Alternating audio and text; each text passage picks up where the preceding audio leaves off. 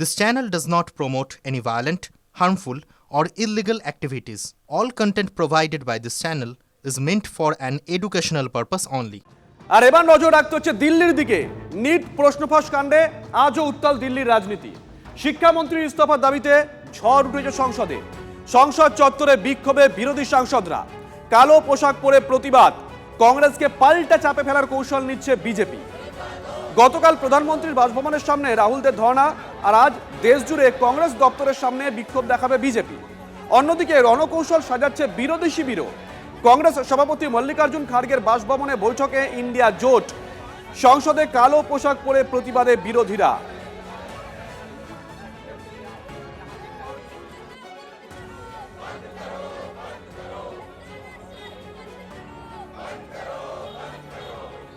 आधा डालो आप रोज होती है भाई, कोई पहली बार हमारा बच्चा क्या लगता है हमारे साथ जो हुआ वो इररिलेवेंट है।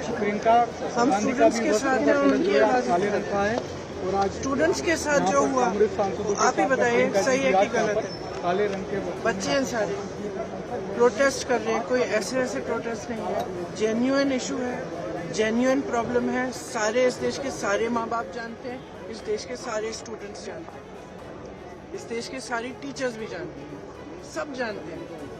तो एक जेन्युइन मामला है, जेन्युइन इशू है। उस पे स्टूडेंट सिर्फ अपना अधिकार मांग रहे हैं और कुछ नहीं मांग रहे हैं। वो सिर्फ ये कह रहे हैं हमें अपना अधिकार दो। हमें कब आप हर एग्जाम को पेपर लीक करा रहे हो। बच्चे इतना संघर्ष करके पढ़ाई करते हैं, अपने लिए एक फ्यूचर देखते हैं, आप उस फ्यूचर को बिगाड़ रहे हो।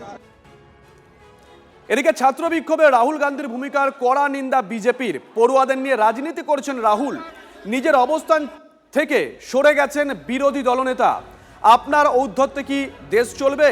প্রশ্ন বিজেপি নেতা রবিশঙ্কর প্রসাদের।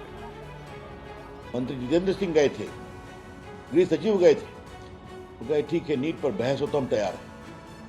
फिर हम मुकर गए कि मेरी मर्जी। ये क्या देश आप ही के कारण चलेगा? आप ही की उद्दंडता से चलेगा? Rahul Gandhi, you have been irresponsible.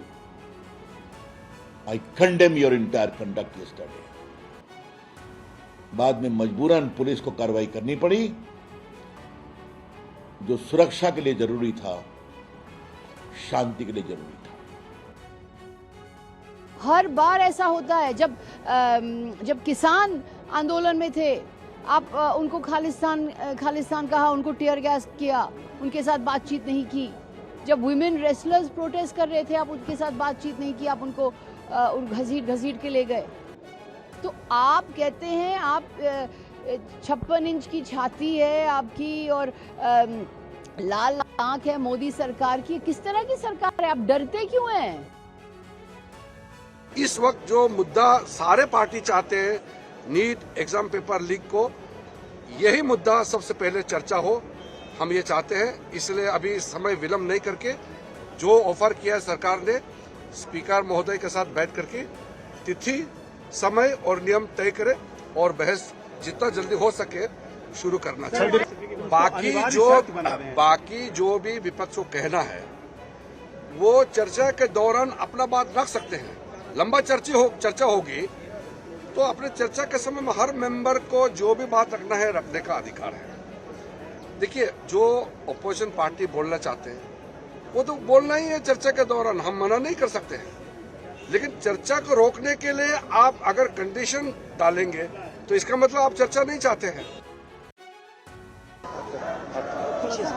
जो छात्र युवाओं के साथ हुआ है और सरकार डर कर के व्यवहार कर रही है, या अपने मंत्रियों को इसलिए नहीं हटा पा रही है, या क्या वजह है? हमें आपको सोचना चाहिए क्या वजह। पूरा देश, पूरे नौजवान, उनके परिवार के लोग, युवा सरकार के खिलाफ है कि मंत्री को हटाया जाए।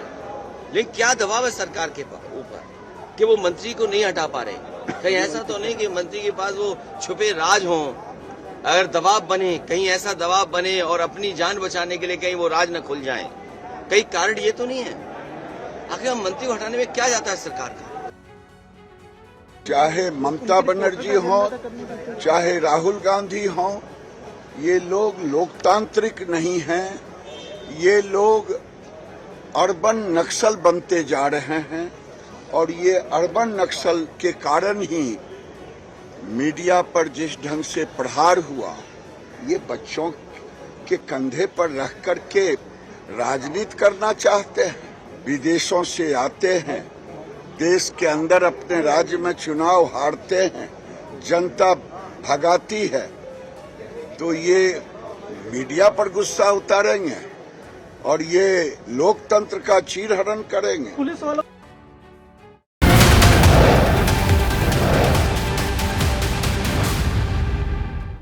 একদিকে অভিযোগ, আরেকদিকে পাল্টা অভিযোগ। তারই মধ্যে একটা ছবি আপনাদেরকে দেখাবো। সিজেপির বিক্ষোভ ঠেকাতে আজও সতর্ক দিল্লি পুলিশ। কার্যত দুর্ভেদ্য দুর্গে পরিণত হয়েছে সংসদ ভবন। রফি মার্গের বিভিন্ন এলাকায় বসানো হয়েছে ব্যারিকেড। আজও বন্ধ রাখা হয়েছে মধ্য দিল্লির একাধিক মেট্রো স্টেশন।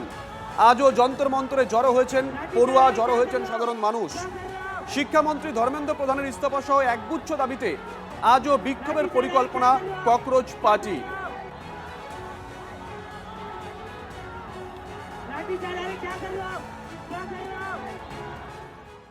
একদিকে এখন এই ছবি, আরেকদিকে আরো একটা ছবি। দাবি আদায় আন্দোলনে নেমে পুলিশকে আক্রমণ। দিল্লি পুলিশের কয়েকজন কর্মীকে মারধরের অভিযোগ বিক্ষোভকারীদের বিরুদ্ধে। পুলিশকে রাস্তায় ফেলে লাথি মারলেন কয়েকজন আন্দোলনকারী।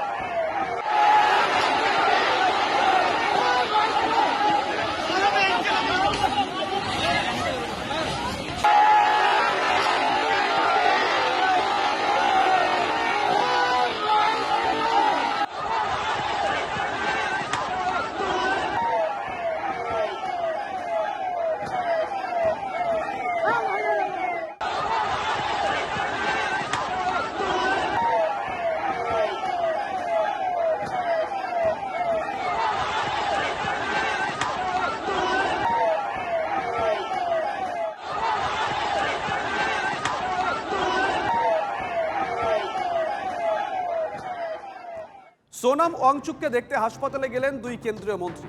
টানা অনশন করে হাসপাতালে ভর্তি হওয়া সমাজকর্মী স্বাস্থ্যের খোঁজ নিয়েছেন কেন্দ্রীয় স্বাস্থ্যমন্ত্রী জেপি নাড্ডা আর প্রধানমন্ত্রী দপ্তরের প্রতিমন্ত্রী জিতেন্দ্র সিং। সাফদরজং হাসপাতাল থেকে গতকাল ওয়াংচুককে নিয়ে যাওয়া হয় মেদান হসপিটালে।